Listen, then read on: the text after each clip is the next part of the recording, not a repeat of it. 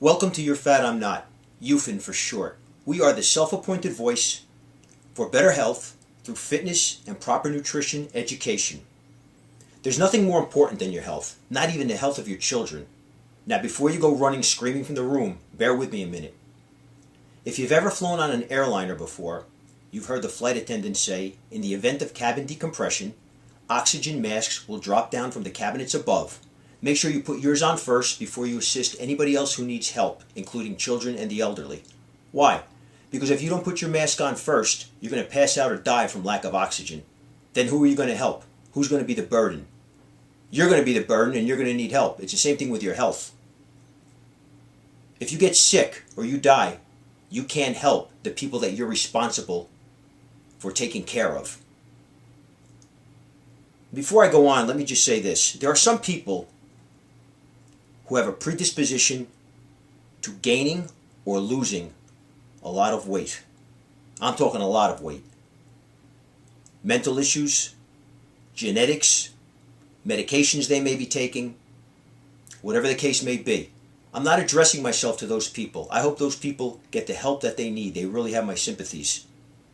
But out of the 70% of the 300 million Americans who live in this country, out of the 70% who are overweight, maybe 1% of those people have medical issues, mental issues, thyroid problems, metabolism problems, genetic problems.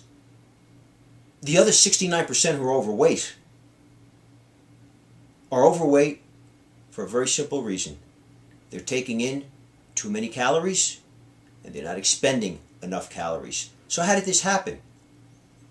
Laziness, all the conveniences that we have that make our lives easier, less physical work, sitting behind desks, watching TV. There's a lot of excuses and a lot of reasons. The bottom line is that for these other people, the ones who don't have these medical or mental conditions,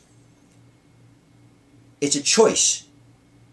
Now, their laziness or their poor decision making certainly hasn't been helped by society in general. Society meaning the media, advertisers, food producers, the government, the pharmaceutical industry, the medical industry. These people basically want to keep you fat. Why? Because their agenda is to stay in power, to make money or to stay in power.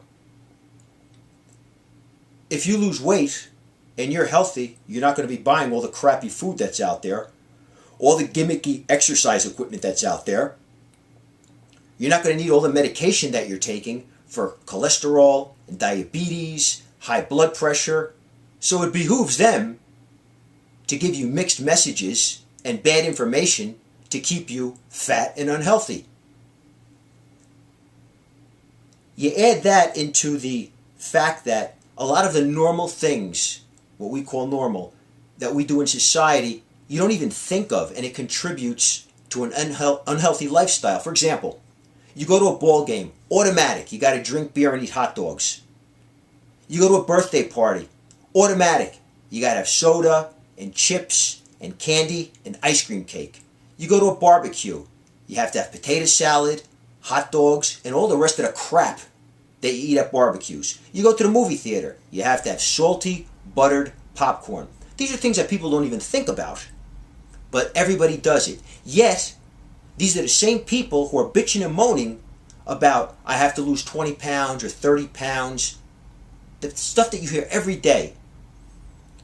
The media doesn't help because the media advertises all these bad foods, TV, radio, magazines, newspaper ads. They're pushing it in your face.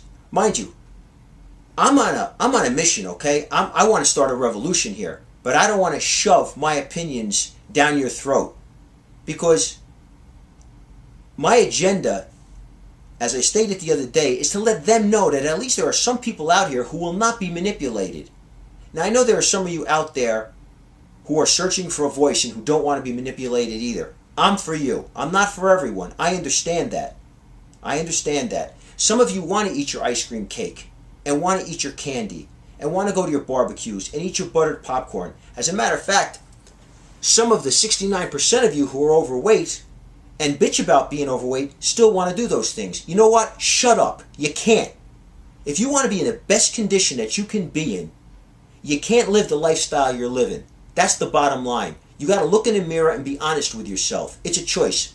If you want your ice cream cake, your candy, your chocolate, and all the rest of the shit that you eat, you're not going to be in the best shape that you can be, and you're going to spend the rest of your life talking to your other fat friends about, geez, I need to lose 10 pounds. Oh, and I need to lose 20 pounds. And back and forth, and every day it's the same nonsense. Not only that, you equate food with fun, and fun is food. Can you do anything that's fun without eating? Is that possible, for heaven's sake? Yeah, it is. But a lot of you people don't see that. And that's another big mistake. For example, it's the weekend. I can eat more. It's Christmas. I can eat more. It's Thanksgiving. It's Halloween. I could steal my kids' candy. It's Easter. I could steal my kids' Peeps and chocolate bunny heads. It's the 4th of July barbecue. It's the Labor Day barbecue. It's the Memorial Day barbecue. It's a bar mitzvah. It's a wedding. It's a graduation. Good God. For the people that say, I don't do this all the time, or I don't eat this way all the time, you may not be eating that same bad thing every day, but every day, just about, you're eating a bad thing, even though it's a different bad thing. But you're not even thinking about it. So, in conjunction with your own bad habits, and the stuff that the media is throwing at you, and advertisers, and pushing this stuff, and due to your own weakness, this is the main reason why you're overweight. I'll talk to you more about this in a few days. Thanks for listening.